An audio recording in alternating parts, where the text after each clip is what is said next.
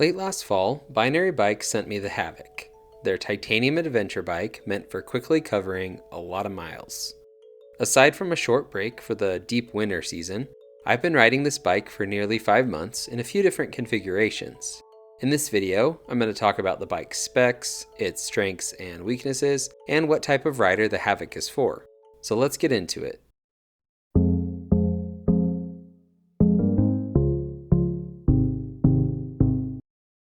Let's start off by jumping straight into the nitty-gritty details of this frame. And I say frame because Binary doesn't sell complete bikes. The frame is made from titanium and has a unique look to it with some curved tubes and floating seat stays. Dotting the frame, you'll find all kinds of mounting locations, including on the top tube, top and bottom of the down tube, and rack and fender mounts. Like their Kinetic, it also has what they call drop tank mounts, which are offset bottle mounts on the down tube, allowing 2 additional bottle spots. In a show of its mountain bike genetics, the rear axle has boost spacing, there's internal routing for a 31.6mm dropper, and the sliding dropout takes a post-mount brake. The Havok is compatible with either a 485 axle to crown rigid fork, or it can take a 100mm suspension fork if you're wanting to tackle rougher terrain. It's also designed to work with either drop or flat bars, although if you're using the latter of the two, you'll probably want to run a slightly longer stem.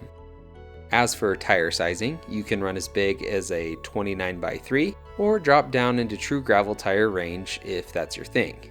Binary doesn't have an explicit range on the low end, but I ran a 29x2.2 and I would have felt totally comfortable going down to say a 50mm tire, maybe even a little smaller.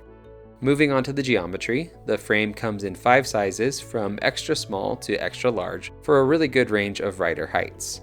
I got the medium, which has a 565 effective top tube, 630 stack, and 384 reach. I'm almost always on a large frame, but this medium is a little on the larger side, just barely, so it worked great for me at just under 5'11". The head tube angle changes slightly across the sizing range, with the smallest 3 at 68.5 and the larger 2 at 69 degrees. The seat tube does the same thing, but it's reversed, as the larger you go, the slacker the seat tube gets. The bottom bracket drop comes in at 70mm, which is nice and low to keep things stable, especially if you're running plus tires. The chainstay has 15mm of adjustment, going from 445 on the short end up to 460mm, depending on how you want that rear end to feel. The final spec I'll mention is the standover, which comes in at a fairly high 795 on the medium. With all of that out of the way, let's jump into how all of those numbers and features come together. As always, one of the things I look for most in a bike is versatility. Is this a one-trick pony, or can I change things up depending on my riding goals? The good news is the Havok nails it on the versatility front. It's not just that it can run a wide range of tires, different forks, or different bars. It's also the fact that the geometry is in a middle ground between mountain bikes and gravel bikes. While being far from modern mountain bike standards, the front end is slacker and taller than your standard gravel bike. So when you throw on knobbier tires and a suspension fork, the geometry is there to help out as well. Green and even blue trails are no problem in the setup, albeit it's a little old school feeling with quicker steering than you may be used to. Even with 3-inch plus tires, the suspension fork also adds a lot of capability and confidence when things get rough. On the flip side, the Havok still feels plenty nimble and ready to knock out some serious miles of gravel with a rigid fork and fast rolling tires. Titanium may not be as light as carbon, but when I ran the Havok with a carbon fork and wheels, it was really easy to keep up a fast pace. It's especially true if you were to throw on some drop bars or some alt bars, allowing for a more aerodynamic position. And if you want that speed, but you're looking for more stability while you're carrying things, just lengthen out the rear end until you get the ride feel that you're after. Another major strength of the Havok is comfort. The tall stack and relatively short effective top tube mean hours long and even all day rides aren't a problem. You're not as upright as you might find yourself on some other bikes. The Salsa Fargo, for example, is a little over a centimeter taller, but the body position is still geared to keep you comfortable for long adventures like the Tour Divide. The titanium frame and floating chainstays also add to the comfort level. I've now ridden 3 different frames from Binary, and they've all been designed and built to take advantage of titanium's ability to absorb trail chatter. The floating stays and big tires also add another level to that, and they take the edge off of some of those surprise hard edges and bumps in the trail that you just didn't see.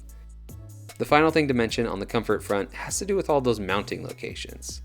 While I rarely get to do rides longer than 4 or 5 hours, I know some of the pains that come along with rides that are way longer than that. Simple and easy access to bottles and snacks is something that I think can add an additional comfort factor to the bike. Having to stretch far down or stop and get off to access your bottle or some food can get old really fast. Binary placed a lot of mounts on the Havok within easy reach of your riding position, so you don't really have to deal with that problem so often. It may not seem like a big deal when you're feeling fresh on your ride, but when you're trying to avoid bonking and you're just wanting to get to your destination, it makes a world of difference. Now that I've gone over the great things about the Havok, it's time to talk about the things that I wish were different. The first thing is a slight tweak to the head angle. It doesn't need to be much, maybe a half a degree or so, but just a slight slackening to put the tire out a little bit farther. This would slow the steering down a little bit to help at high speed on steep stuff without making the bike feel sluggish on easier, flatter terrain. The second thing I would change comes with a bit of a trade-off, the standover. Like I said, the medium has a standover of 795, which is 10 to 20 millimeters higher than I would probably expect to see. It does make for a giant front triangle, which is great for bag space, but it can make mounting and dismounting a little trickier, especially if you're actually taking advantage of all that space and the bike is really heavy, or if you're running a taller tire setup. So while 10 to 20 millimeters might not seem like a lot, knocking it down that amount would actually make a difference. The final thing isn't really an issue unless you're wanting to use parts you already have or swap between bikes a lot. The rear is set up for post-mount brakes. I had fully planned to test this frame with both flat and drop bars, until I realized I didn't have any combination of drop bar levers and brakes that would work. All my drop bar stuff is flat mount, and I don't have any calipers that'll even work with them. Flat to post mount adapters do exist, and I'm sure Binary also has some easy solution given the dropouts are Paragon style, but it is something to be aware of, especially if you're planning on using maybe your favorite parts that you already have. So, who is the Havok for? This is probably the question you've been waiting for. It's a question that I try to keep in mind with every bike I review, and this one was a little bit different because I couldn't help but compare it to a couple of bikes I've owned in the past, both from Salsa, the Cutthroat and the Fargo. In my first look video, I mentioned this comparison to the Cutthroat, mainly because both were designed with the Tour Divide and other similar races in mind. I still think that's a great comparison, but now I'd say it's more like a titanium cross between the Cutthroat and the Fargo. It's got some traditional off-road touring DNA in it, with a relaxed body position and so many mounts, very reminiscent of the Fargo, but it's still got a get up and go type of feel to it, more similar to the Cutthroat. So to answer that question of who it's for, I'd say it's for someone who wants a bike to handle a rough bikepacking route one weekend and then a gravel race the next. The type of person who values a comfortable body position, the added capability of plus tires, and the ability to carry as little or as much gear as necessary to make your adventure happen. And finally, the type of person who wants to tackle some major bikepacking routes that range from pavement to nasty mining roads, all without sacrificing too much speed and with the comfort of a well-built and well-designed titanium frame. So if any of those sound familiar to you, the Havok might just be the bike you've been looking for. I want to say thanks to Binary for sending this frame out for me to ride, and especially for being patient with some of those winter projects that I had going on that took up all my time.